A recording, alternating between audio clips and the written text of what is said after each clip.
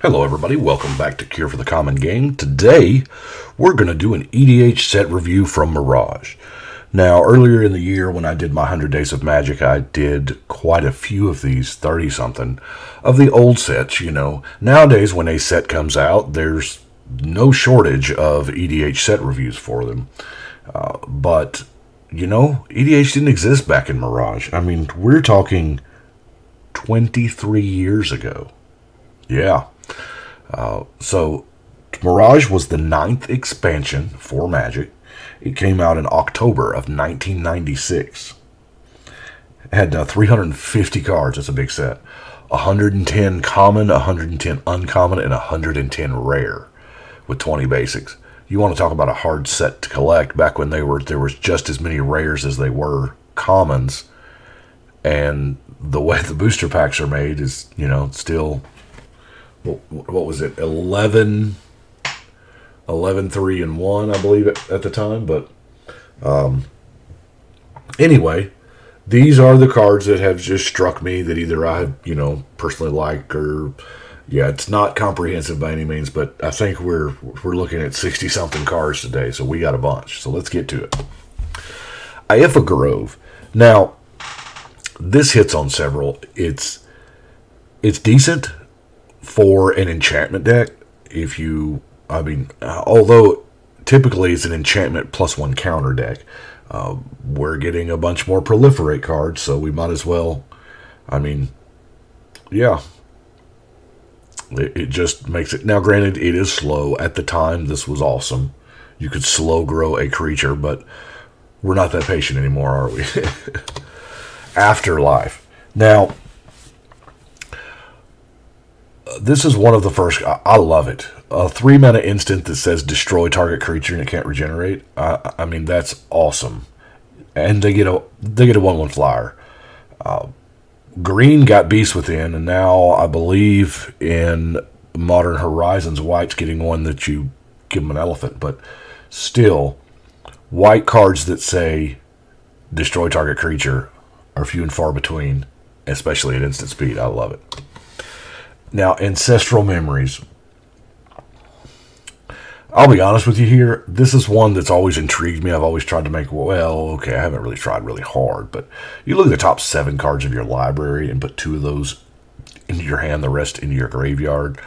Now, in blue, it can't just be about the card draw, because if it was just about the card draw, you wouldn't be playing this card. You'd be paying 5 mana for a better card draw spell. Probably less for a better card draw spell, to be honest with you. So, it's graveyard interaction, but typically that's not a thing that we do in blue decks, and triple blue is a kind of a heavy commitment to blue.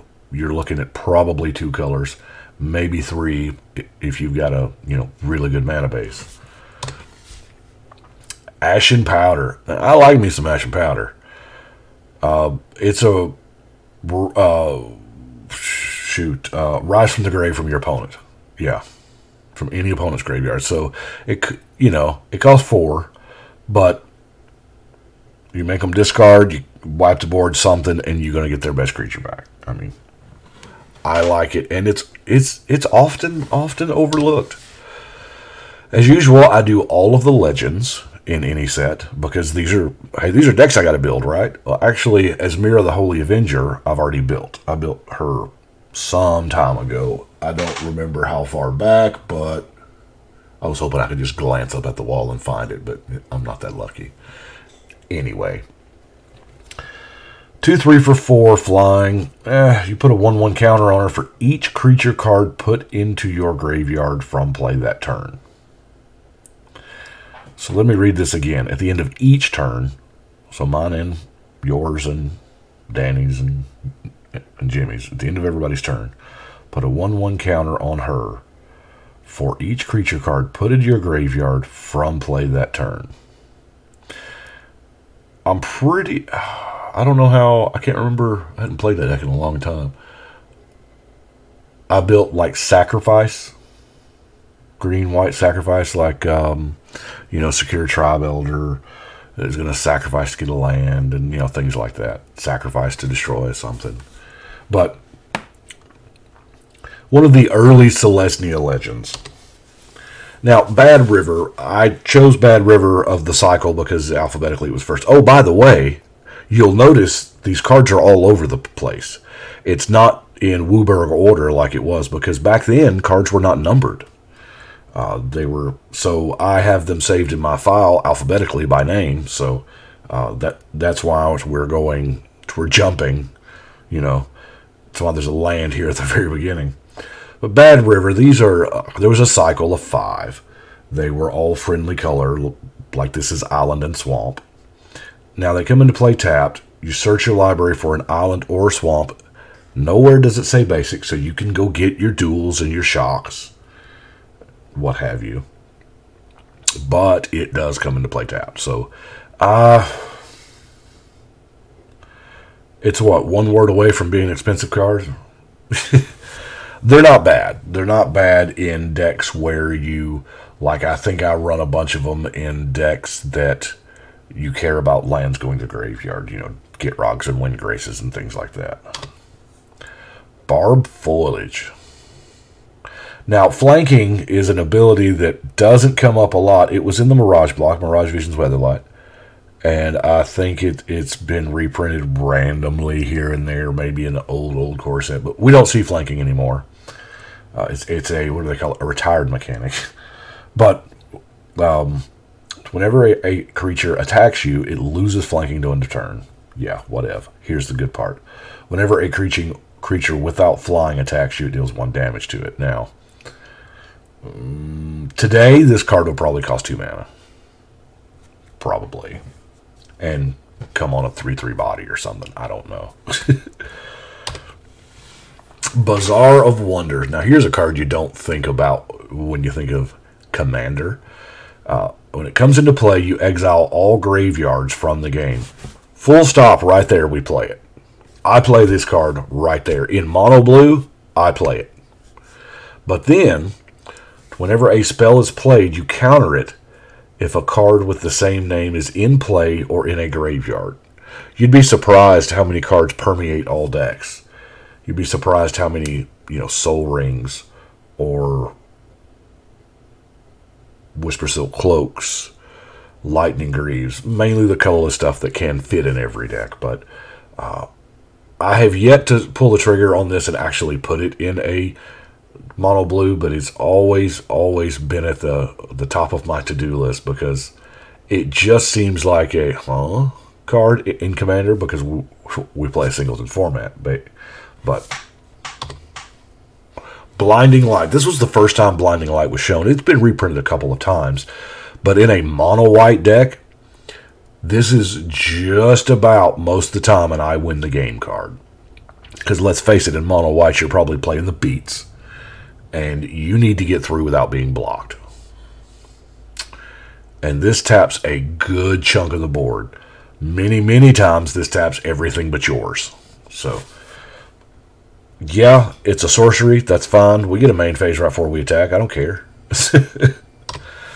Cadaverous Bloom. Oh, now, I do apologize for I did Weatherlight. I think I started with Weatherlight or something. But I didn't do Mirage or Visions, so that's weird. I thank y'all for letting me know that I had some early ones that are missing. But Cadaverous Bloom, in the Mirage Visions Weatherlight block, they printed a bunch of these cards. I swear, they printed an awesome deck and scattered it among those 3 sets. Really, they did. But the thing about it is R&D claims they didn't know it. And who was it? Mike Long, I believe, put it together, Pross Bloom, and this was one of the key cards in it. Well, actually, every card in it was a key card because it was a very involved combo. But Cadaverous Bloom, you exile a card from your hand to get double black or double green. That sounds pretty good, right? I mean, if only you had a way to get a lot of cards in hand really quickly. It's good. Canopy Dragon. Now, I did pick Canopy Dragon just because it is a green dragon. We don't get those a lot. This was the first green dragon, well, mono green.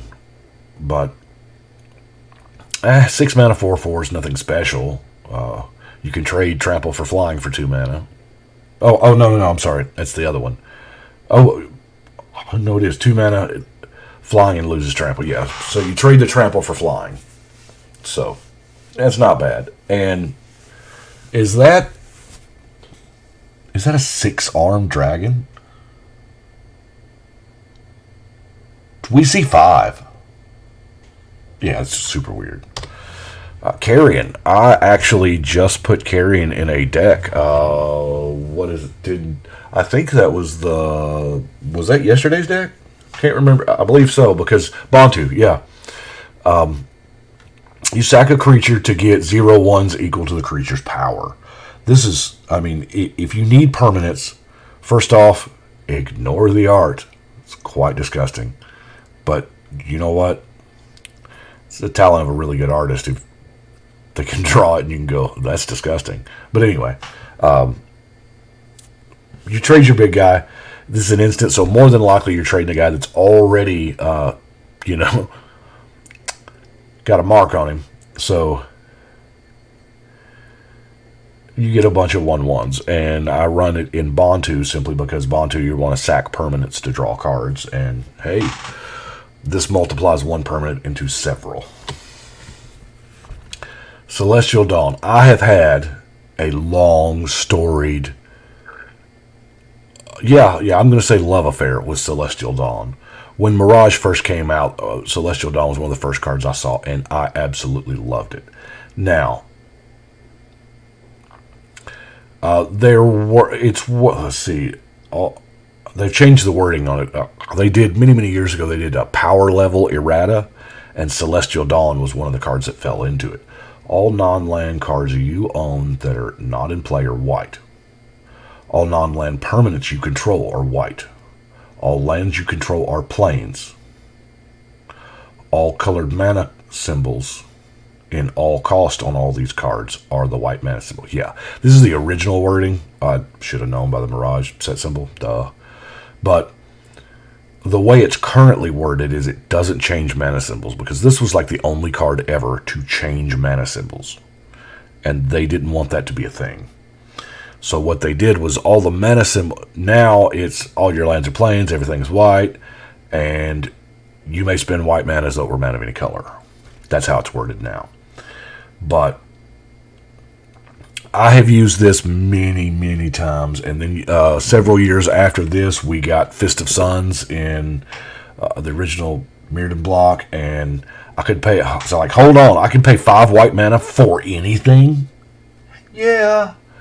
So, Celestial Dawn's beautiful. It just solves your mana problems. It's a complicated way of putting, hey, this is a white version of Mycos and the Lattice, actually. Mycos and the Lattice turns everything colorless and solves your mana problems that way. Celestial Dawn just turns everything white. But it's just you. I love it, and it makes Armored Ascension playable in 3-color decks. I don't know. I love Celestial Dawn just because it's so weird and it does something different, Charcoal Diamond. Obviously, alphabetically, the black one's first here. These are outstanding. Y'all know how much we love 2-mana rocks. It does come into play tap. Don't care. Because Good Clean Living is turn 1, Swamp, Soul Ring, Charcoal Diamond. What's up? I got 5 mana on turn 2. Don't look up the percentage chance of that happening in Commander, though. But these are awesome. I think I actually included all 5 of these, so we'll cross, because the reason why I did all 5 is not only are they all amazing, but this is the original arts on them, and they don't do the original arts anymore. They've printed them a couple of times in a Commander set here or there, but they're using new art, and I really like these new ones, or the old ones. Cursed Totem. Here's one. Do you know I have never seen this in play in a game of Commander? Players cannot play any creature abilities requiring an activation cost. Tap's an activation cost, by the way. Anything before the colon is an activation cost, so it's pretty sweet. Shuts down a whole lot of commanders. Dissipate. This was the first counter spell, and exile it. I'm waiting for the exile target spell. I figure it's coming, Just simply, I don't want it to use the word counter, because if it just says exile target spell, it'll be able to exile things that are not counterable. I figure that's, small design space they're probably saving for somewhere. This was the set that gave us Early Harvest. I believe this got reprinted in like 6th or 7th edition. It gets bananas in some of the I tap all my lands and I've got mana doublers out, and just it gets. And Janine Johnson really knocks it out of the park here. This art is outstanding. That woman's face almost looks like a photograph. It really does. Charms. This was the set that gave us the very first cycle of Charms. Now, they've done a lot with Charms. They've done, Charms for the guilds and the shards, and just shards for each color. They've done Charms for everything. But this was the original cycle. They were all 1 mana, and they all had 3 options. And by looking at this big block wall paragraph of text, man, I'm so glad they use bullet points now. It's not what this particular. I'm not going to read Ebony Charm. It's not what this charm does. It's just what it represents. They were the beginning, and kind of had kick-ass artwork. Enlightened Tutor. We got a quasi cycle. We got white, blue, green, and Mirage. Yeah, it's random. I don't know why. Keep in mind, this was the 9th set, so it wasn't real refined, the process at that time on making sets. So all of them were 1 mana instants that search your library for the appropriate card and put it on top of the library. The white one, you got an artifact and enchantment. And I think to this day, this is the more expensive of the 3. I just bought me a Mystical Tutor because, I'm building Kefnet, and let's face it, every Kefnet deck needs a Mystical Tutor, right? Because, it's right, it sets it anyway. But Enlightened Tutor has only been printed, Mirage, 6th edition, a Master Set, and like a Judge Full. Yeah, that's it. So it's still pricey, but it's a great card. Now, Final Fortune. This was, when it came out, everybody was like, the Red Time Walk. And I heard about the Red Time Walk, and I was like, what? And I finally saw it, and I went, oh, wait a minute, this is terrible. And you know what? We thought this was terrible forever, until we found ways to skip turns. Like, if you you take another turn after this one, you lose the game at the end of that turn. But if you skip that turn, there's no end of that turn now, is it? So you don't lose. So, and of course, in the core set reprinting, yes, that's right, they reprinted this. In the core set reprintings, and the cards that are like this, they actually added the reminder text of, you don't lose if you've already won. Fire Diamond, obviously the red diamond. Flash. Now, Flash was fine. Flash chilled for a long time until, this Breakfast Hulk guy came around. But Flash is good. It's totally legal in Commander now. It's worded so differently, and that's what makes the whole combo work, because you put the creature into play, and then you pay for it. And therefore, if you don't pay for it, then you got to sack the creature. So, hence the dies triggers. It's really neat. Forsaken Waste. I've played this. I think every copy I have is in one of these decks up here. Now, Enchant World is a thing that they used to do. They haven't done an Enchant World in a long time. I figure that's another knob that they're holding. There's going to be a set someday that's going to be, or a plane where we go to that is like, all enchantments are glow, blah, blah, blah, and whatever. I figure Enchant World is the thing that's going to come back. What Enchant World does, there can only be one in play at a time. It's like a super legend version. It don't matter what it is. It don't matter what the name of the card is. There can only be one Enchant World in on the board at a time. It doesn't matter who controls it. So I remember back in the day, I played Concordant Crossroads a lot. It's an old green one. Back then, it wasn't worth anything. It was 1 mana just to be able to destroy people's, expensive black enchant worlds. But anyway, 3 mana players can't gain life. Not bad. During each player's upkeep, they take a damage. And if it's the target of a successfully cast spell, they take 5. So that's neat. Just prevents the damage. Nowadays, we get a little more bang for our buck, Yeah, that's 3 separate abilities, but nowadays we get, something else to go with it. Frenetic Efreet. Man, this guy was a problem. Okay. I haven't played or seen this card played since, 97. So the story I'm telling you takes place in 97. It may still work that way, it may not. I don't know. But it's 3 mana for a 2/1 flyer. 0, flip a coin, target opponent calls it. If you win the flip, it phases out. Otherwise, it dies. Now, back then, this was unkillable. I remember it was a kill spell aimed at it. I was watching 2 players play. I never would have thought of this because I was, there was no such thing as pro players, Well, there was pro players, but they wasn't the level that everybody is now. But he flipped a coin and lost the flip and said, in response, flip a coin. In response, flip, flip, flip. I'm gonna keep doing this until I hit one that's in my favor.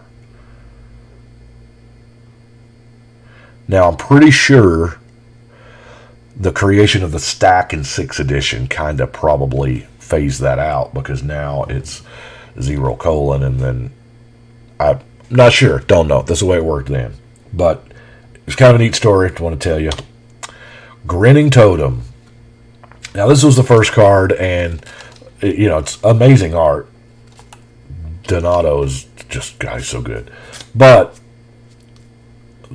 there's some tech missing off of this, some templating that we have now that we didn't have then. Spend 4 and 2. You search target opponent's library for any card, put it face up in front of you. Of course, they shuffle. You may play the card as though it were in your hand. If you don't, by the beginning of your next upkeep, you put it in the owner's graveyard. The problem is now, the 2019 version of this would be you may spend mana as though it were mana of any color to cast the spell. You just had to bank on getting an artifact or getting a land that you wanted or something that you could cast. That's what you had to bank on. And that's why today this card is not, amazingly priced because it's not in high demand because you've got to. But hey, look at it this way: if you're playing 3 or 4 colors, there's a good chance you can cast whatever it is you want to steal. Hakeem Loreweaver. I don't think I have Hakeem built yet, but it seems like I saw a build path on it that I really liked. We were talking about it on Twitter. I think it was Shivim, maybe. I can't remember. But anyway, 5 mana 2/4 flyer. It's not bad. For 2 blue, you put creature enchantment card from your graveyard on Hakeem. Use this ability only during your upkeep and only if there are no enchantments on Hakeem. So you can only do it once, right? Wrong. What you do is you pay 2 blue, in response play 2 blue, in response play 2 blue. Now, you can only activate it if there's no enchantments on it. So, if you've got 4 enchantments in your graveyard, you activate this joker 4 times. Because at the time you activate, there's no enchantments on him, and they all... Right? So, mono blue auras? Yeah, it's weird. Hall of Gemstone. During each player's upkeep, that player chooses a color. Until end of turn, each mana-producing land produces mana of the chosen color instead of its normal color. Now, keep in mind, it doesn't say yours. It doesn't say theirs. It doesn't say that player's. All lands produce that color mana. All lands in the game. So, obviously, this being green, it's hating on blue. so blue can't cast the instants on their turn. Kind of the reason. But it really hoses multicolor decks. If you've got yourself a mono green deck, you might want to think about Hall of Gemstone. Hammer of Bogarden. Okay. I've never really cared for Hammer of Bogarden. This Joker was expensive. It got up to about $15. By the way, back then, $15 to $20 was the limit of a card. A hot standard card, back then it was Type 2 called, it would hit 10, 15, $20. That's it. And this was one of those cards. And I'm like, I don't understand it. And they're like, you can just rebuy this lightning bolt. I was like, for 5 mana during your upkeep, so you're not doing anything else that turn. Hey, guess what? As it turns out, time was not good to this card. It's been eclipsed several times, but it is still an integral part of Magic's history. And this is Commander. We have access to a lot of mana. And, you know, the ability to buy back a bolt, pretty much. If you have nothing else better to do, it's card recursion in mono red. Why not? Harbinger of Night. Now, I've got a Harbinger of Night in Massacre Girl. I'm still building Massacre Girl.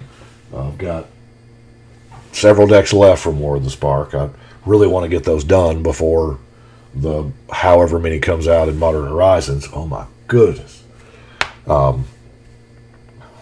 So during your upkeep, you put a 1/1 counter on each creature. Now, my favorite deck that this is in is Malira. It's a green-black deck with Harbinger of Night and Malira. I don't know why. Yeah. But the problem here is this last 3 turns. That's all you get because the Harbinger of Night killed itself. So you've got to find a way to remove minus counters or put +1 counters on if you want to keep the Harbinger alive long enough to kill those really big creatures. So, but it is a good card. Hevis of the Scale is a legend. 5 mana, 3/4. Hey, you can choose not to untap it if you don't want to. Gain control of target dragon. If Hevis becomes untapped or you lose control of it, you lose control of that dragon. Yeah, he steals a dragon. Taps to steal a dragon. And that's awesome. But we play a whole lot of games where there's no dragons represented. That's why I haven't built this one yet. Because all of the cards that change creature types of a target are not red. So, I may be just... So, wait a minute. No, think about this. Looks familiar. I may have built this. I may have not. I'm not sure. Search the archives. Illicit Auction. Now, I think I've down to about 2 or 3 of these in the Mirage binder. I just looked at it today because I was looking at it for the Mons. Because, you know, Illicit Auction's funny. And choose target creature. Everybody gets into a bidding war over it. A life bidding war. Whoever wins loses that much life, gets the creature. It's expensive removal in red, but you end up getting their Blightsteel or whatever that you can't kill. Their commander, if they have, and I'm guilty of this, building your deck around your commander to where, you know, you just can't function without it. Illumination. Now, I've run Illumination in a couple of decks. It freaks a lot of people out because they're like, wow, it's a white counterspell. Yeah, it is and it isn't. It's only slightly better than Disenchant. If you think about it, it's on the surface, it looks like the same card as Disenchant. It's a 2-mana instant. Disenchant destroys the artifact or enchantment. This counters it. What's the difference? Well, with Disenchant, it has to be in play, therefore they can potentially get use out of it. With Illumination, it never actually makes it to the battlefield. Yeah, they gain some life. Odds are you don't care. You just don't want them to have that particular object. Infernal Contract, when you absolutely, positively have to draw 4 cards. Paying half your life to draw 4 cards. Now, it all depends, right? I mean, it depends. We start at 40 life. Are you going to pay 20 to draw 4? No. If you draw this card and you're at 4, will you pay 2? Heck yeah, every time. Because odds are, what's going to kill you at 4 is going to kill you at 2, or vice versa. Y'all know how I meant. Lion's Eye Diamond. Now, I ain't going to say a whole lot about this one. I don't need to. LED speaks for itself. It's an amazing card. Other than the fact of, I'm sure all of y'all have heard stories. They are true. This was trash. No one wanted it. It was a rare that we all thought we didn't get a rare in that pack because this was terrible, terrible, terrible. But let me take this moment to say, no matter how bad you think a card is, eventually at some point, I've been playing this game for,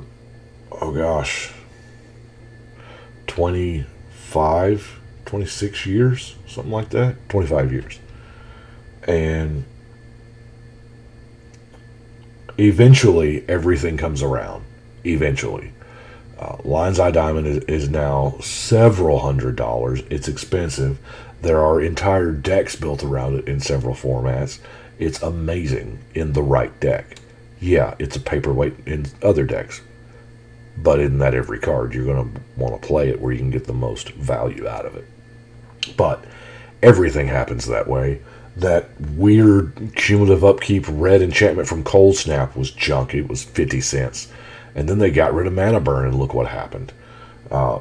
Everything comes around. So I strongly, if you're watching this video, then you are more than likely an enfranchised Magic player.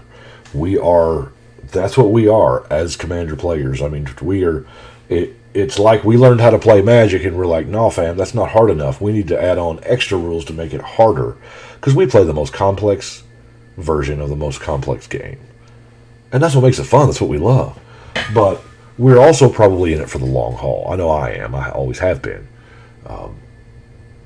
I used to trade and, sell and stuff like that. I hardly do that anymore because I'm scared that I'm going to need cards I trade, because I'm only halfway there. I've got 400 decks left to build. So, yeah, it's a real thing. So don't part with your junk if it ain't, if it's a quarter rare now, hang on to it. I mean, you're not getting nothing out of it anyway if you trade it in or sell it off, right? Throw it in a binder, throw it in a box. 15 years, it may be the next Lion's Eye Diamond. Marble Diamond, of course, is the white one. Morrow, there's a story behind this card. Stuart Griffin here did the art. This was not Magic art. The art director was going through an art show and saw this art and had to have it.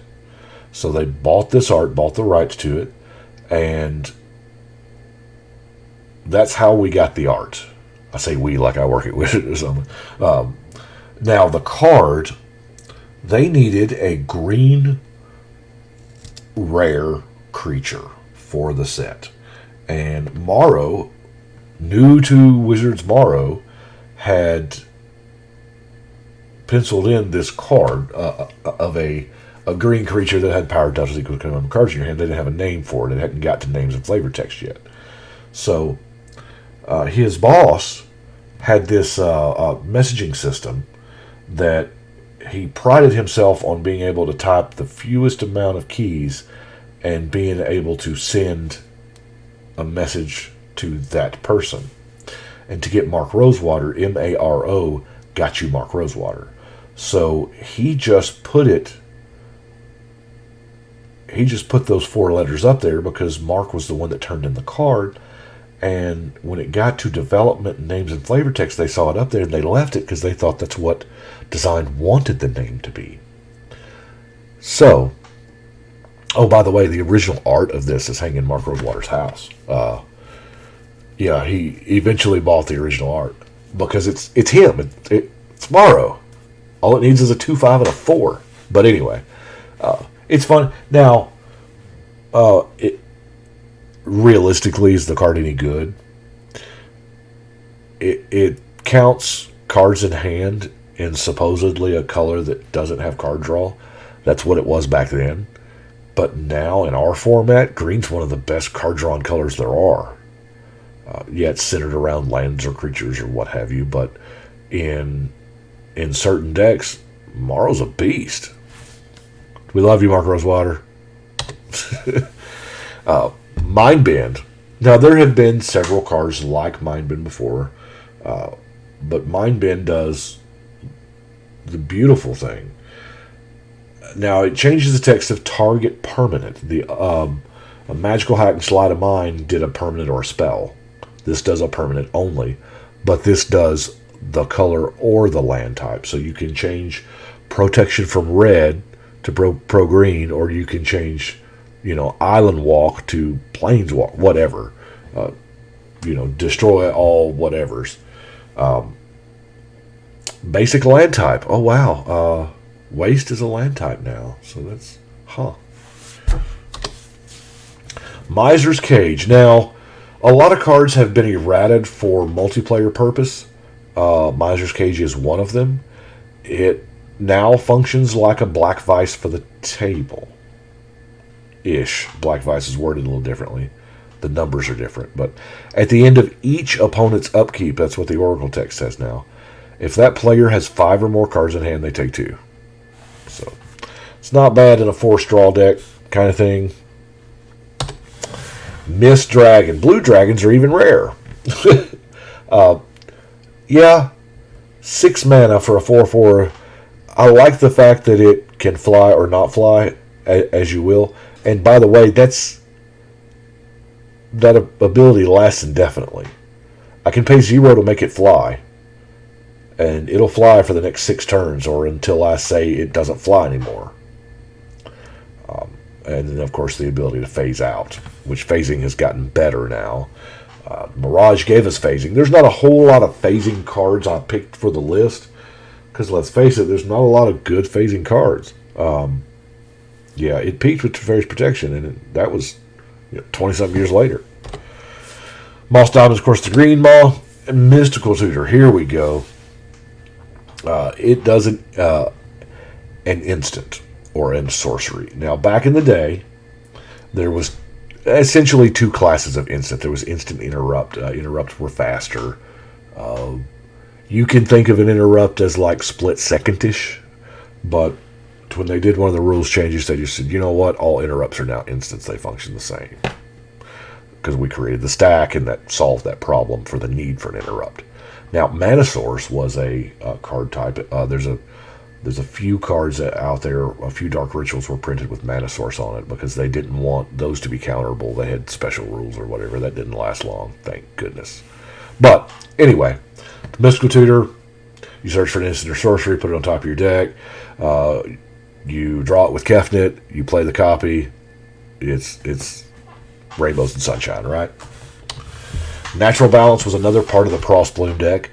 However, in Commander, it's a really good, like, I have done it once. That's it. That's all I have been able to do it, because it takes the perfect draw. Your turn 1 is Forest Soul Ring, and then your turn 2 is Forest Natural Balance.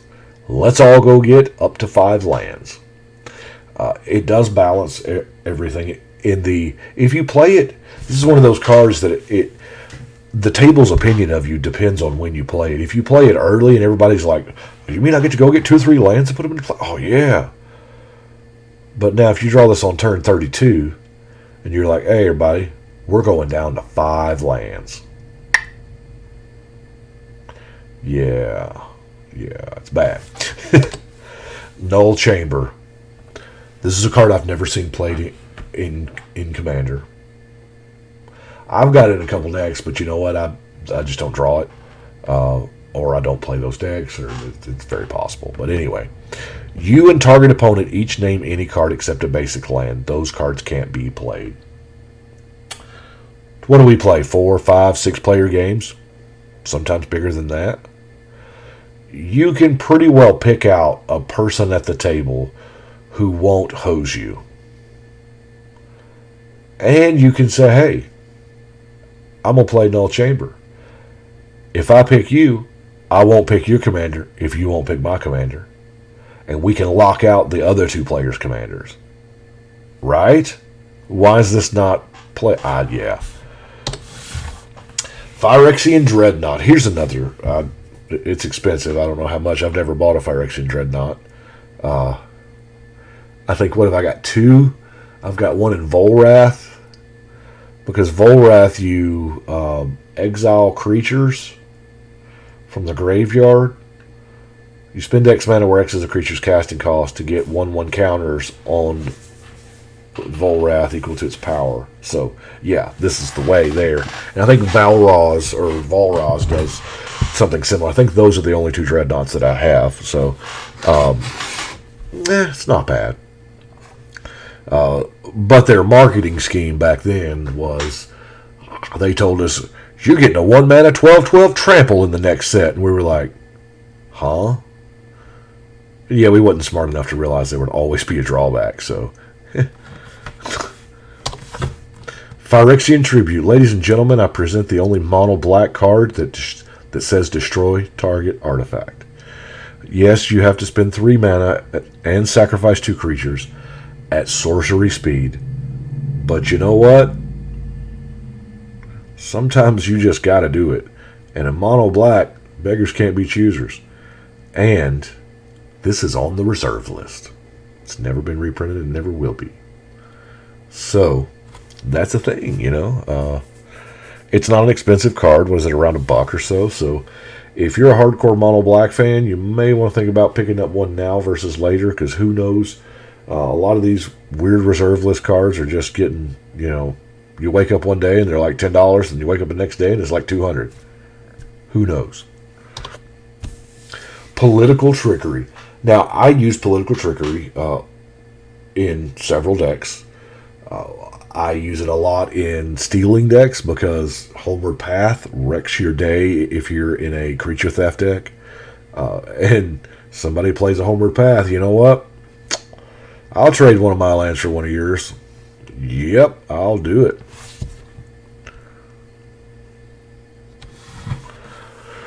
Mirage of Urborg.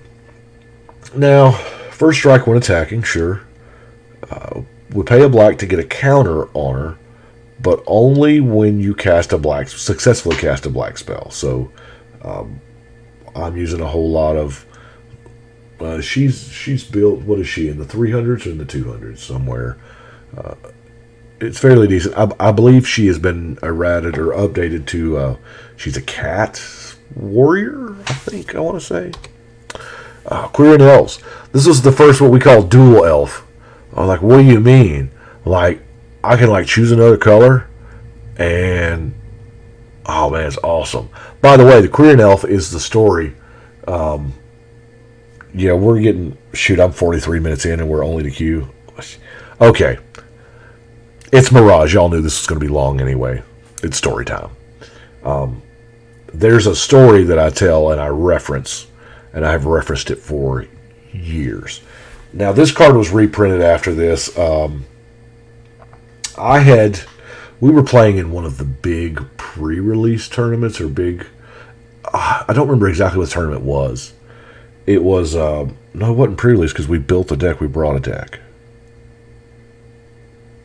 I think.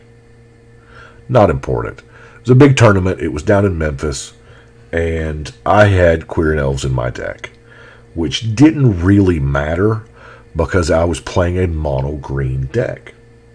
Yeah, bad form, I know. But at the time, I had 4 Llanowar Elves and 4 Findhorn Elves, and I needed 4 more mana elves for some reason. I don't know what I was doing. But I had Queer and Elves in the deck. And so I play a Queer and Elf. And I play it and say, done. And my opponent says, no. You have to choose a color. And I said, well, it doesn't really matter because my whole deck's green. Well, it says right there, you have to choose a color, So I said, fine. fuchsia. And he looks at me, and the hand shoots straight up and says, Judge. So the judge comes over there, and he says he played that card and he chose fuchsia. And the judge looked at him like, you called me over here for this? But, you know, it's a judge. It's a valid judge call. So he looked at me and he said there are only 5 acceptable colors. And he, of course, named them off. And so I said, well, it's going to produce green then. Green or green. And he walked away. Well, as it turns out, that particular player, that was his shtick. He ended up, he got DQ'd from that tournament because of stalling. He called judge, that was the only judge call he called on me that round, but every round he called just unnecessary anyway. So the takeaway is, every time I hear the color fuchsia, every single time, and most of the time it's not even around a Magic populace, I say fuchsia's not a color. And whoever said it will inadvertently look at me and say, actually it is. And I will say, no, I've had a judge rule that fuchsia's not a color and walk away. Which makes for a really great story. Because, it is legit true. I've had it. Of course, they don't know Magic, so they don't know what it's a Magic judge. But, I don't know. The picture that goes on in their mind must be really funny. Rampant Growth. Yes, it's a basic card, and it's been surpassed 1,000,000 times. I still find myself playing with it every now and then. But this is the first time it was ever printed, Rampant Growth. Rashida Scalebane. Man, she hates dragons. I built this not too long ago either. Sure, I'm going to, hate on dragons. Why not? Sacred Mesa is it's a good card. It's a combo piece. If you've got yourself an Earthcraft, you've got yourself a deck. So, Sacred Mesa is 3 mana. Of course, during your upkeep, you got to sacrifice a Pegasus, or it's gone. You spend 2 mana to put a Pegasus into play. So what you do is you get you a Wild Growth or something, and you put it on a land. So your land now produces, a white and a something else, and you tap it to make a Pegasus. And then you tap your Pegasus thanks to your Earthcraft and untap your land, and you rinse and repeat as often as you like. That was a deck for a long time. That's why Earthcraft is banned in a lot of formats. I mean, it really is. But in Commander, it's not. Hey, there's plenty other ways to abuse it. And by the way, Wizards, who am I kidding? Wizards is not listening to this. We're 48 minutes into a set they released 26 years ago? Yeah, they don't care. But I would really like a Legendary Pegasus for my Pegasus tribe. Thank you. Seeds of Innocence. I spent the big money, got income tax one year, and went out and bought the Power 9. I've had the Power 9 passed through my hand several times. I currently don't have any, but the very first time I did, bought it, it was around this era. Went up to, I think it was St. Louis at the time, to the Gathering Ground, and bought it from Ron up there. And I come back home and, jammed it all in a deck. And that first game, somebody said, I was living the life, doing exactly what you want to be doing when you just spent that much money on Moxes, And he said, on his turn, he said, Seeds of Innocence. I said, what is that? He said, Crumble Storm. And I read it and I went, oh, man, it is Crumble Storm. But you know what? Yeah, that's best case scenario for Seeds of Innocence. But in our format, for 1 more mana you get Creeping Corrosion. But you're looking at, I feel like if you want one, you want both. If you're in green and you want that Creeping Corrosion, a second copy of Seeds of Innocence wouldn't hurt. Serene Heart. Now, Mirage had this thing with global and local enchantments. And the reason why I brought this up is they have been what they were. Global was how they defined it was an enchantment that played to the table, and a local enchantment was an enchantment that attached to something. Nowadays, we call them auras and non-auras. So the Oracle text for Serene Heart here says, destroy all auras, which is actually corner case beneficial, because you can destroy all auras without affecting your enchantments that are on the table. Yeah, process that for a little bit. You're going to have a lot of fun with that, because you can do one and not the other. Shaku Endbringer. For 7 mana, we get a 5/5 flyer that cannot attack if there's another creature in play. I'm telling you, folks, times are rough. Oh, and during your upkeep, you lose 3 life. What? But you tap her to exile target creature and put a 1/1 counter on her. So the idea is, she rules the world as long as there's no one to rule. So, yeah.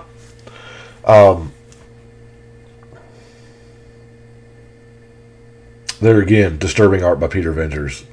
Good job. Shallow Grave. Boy, this was what. As soon as we got Shallow Grave, did we have Buried Alive by this point? No, I think Weatherlight gave us Buried Alive.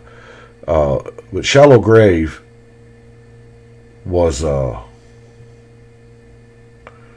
this was how we would throw Nicol Bolas, the original Nicol Bolas creature from Legends and or later Chronicles, in the graveyard by some means, and Shallow Grave it out to hit somebody. Yeah. And you get it for 1 turn. Nowadays, all the really disgusting creatures they make shuffle back in your deck, like the Blightsteel and things like that. Sidar Jabari. Now, flanking, I didn't explain flanking with the other card. I'll explain it here because it's got it on. Whenever a creature without flanking is assigned to block this creature, the blocking creature gets -1/-1. They wanted to show a way. If you'll notice, most flankers are on horseback. They wanted to show a way to represent the superiority of a soldier riding on a horseback. They would later find horsemanship, and that's busted. But whenever Sidar Jabari attacks, tap target creature defending player controls, so you can, tap down what's going to obviously kill him. But anyway, Sky Diamond, of course, is the blue diamond. Spectral Guardian. Oh. As long as Spectral Guardian is untapped, non-creature artifacts have Shroud. That's all non-creature artifacts. That's even your opponents. Just non-creature artifacts have Shroud.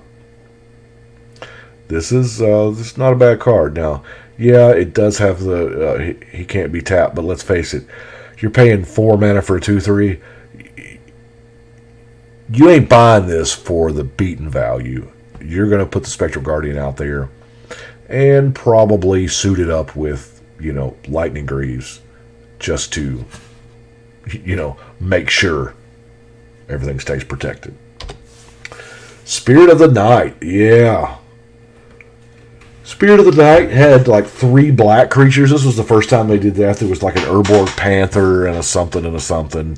And once you got them all in play, you could sack all 3 of them to go get Spirit of the Night and put it from your deck and put it into play. 6/5 Flying Trample Pro Black, first strike when attacking. Haste.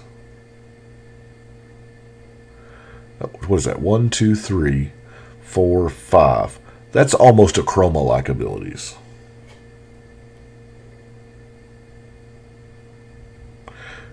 Putting it like that, because that's, it's 5 abilities, 9 mana. A Chroma's 8 for a 6/6. Yeah, it's not a Chroma. Those abilities aren't quite as good as, but still, I've always thought this card was just terrible, and now, it ain't amazing, but it ain't terrible either. Taniwa. Now, rumor has it, Don Miner. Don Miner, by the way, is the creator of EDH Rec. Has a Tanawa deck that is outstanding. I've never seen it. I haven't pulled up the list or anything to look at it, but Tanawa I think is going to be a absolutely fun one to build. I haven't built it yet.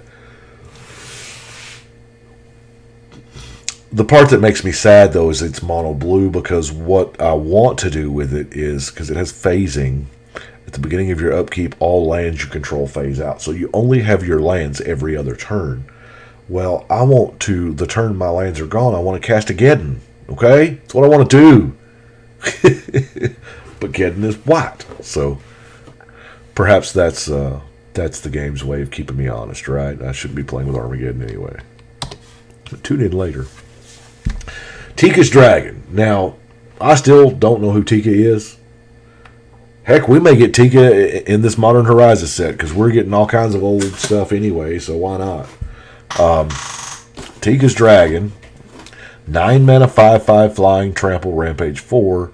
Of course, it counts as a dragon, because back then the artifact creature was the whole line. Now it's artifact creature dragon. Rampage 4 is a non-ability. It's one of those things that unless you force it, nobody's going to fall into it. Because everybody's like, oh, what's Rampage 4? Well, and you explain it to them or they read it and they're like, oh, well, I'm not double blocking that guy. But if you've got something like a lure or, you know, a lure-ish type ability, it's neat. But either way, I think I'm running Tika's Dragon in like the hardcore Dragon Tribe Matters decks where you don't really care so much about the casting costs. So that's about the only way I'm running it. Talimtor, a 5 mana 2/2 flanker. So yeah, I mean it's gotta be awesome, right? If Talimtor attacks, all attacking creatures with flanking get +1/+1 to end of turn. Now flanking was it was spread amount every color, but now red and white it seemed like they had a little more. The problem with Talimtor as a commander, though, what I'm running into there is, you know, beyond Mirage Vision's Weatherlight, there ain't a whole lot of flankers out there in mono red. There's certainly not a lot to build a dedicated tribe to. And so what I'm going to have to do is come up with another theme where I also use the, 3 or 4 red flankers. But Tranquil Domain is the other one. Tranquil Domain is the one that just says destroy all non-aura enchantments. So if you're playing an aura deck, you can safely play Tranquil Domain and get rid of all of those nasty enchantments that are, the propagandas and the heuristic studies and stuff that you don't want people to have, and still protect your auras, which most aura decks are, bank colors? White, blue, green. So you probably need, I probably need to revisit mine, because I think I've got a couple decks up there that are based around auras that I probably need to put Tranquil Domains in. It's a good card, and, common. By the way, if you'll notice, all of these appear common because there was no color coding. That didn't happen until Exodus. No numbering, no color coding, no nothing. Now, Uktabi Wildcats here, 5 mana, power and toughness equal number of forest you control. Of course, you can sack a forest to regenerate. It's kind of its own little restriction there, but 5 mana for the big. It does get blocked by everything. It doesn't have trample, but odds are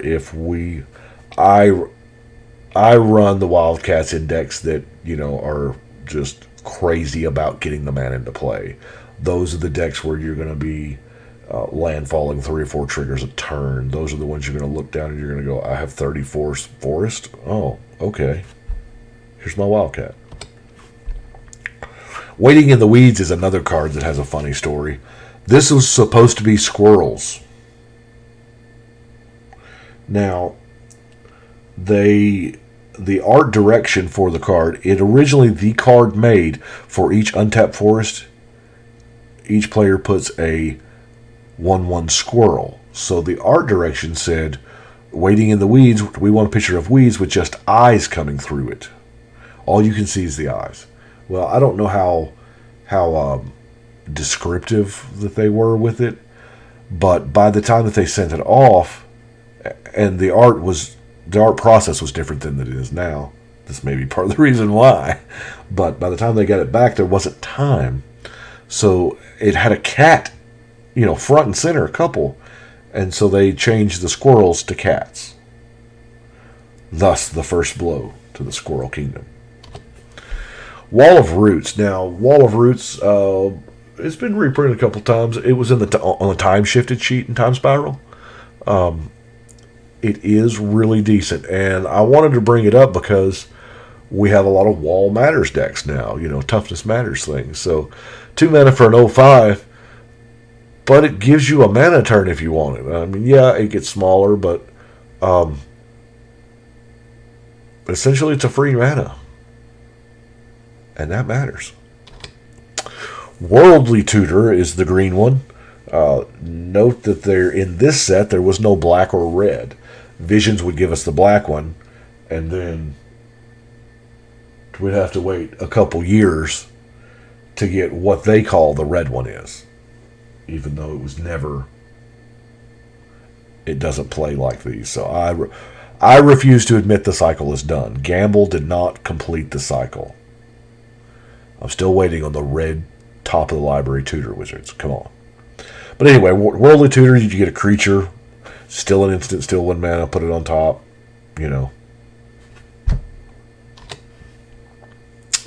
Xiran of the Claw, 5 mana, for a 3/4. Now, I do have this one built.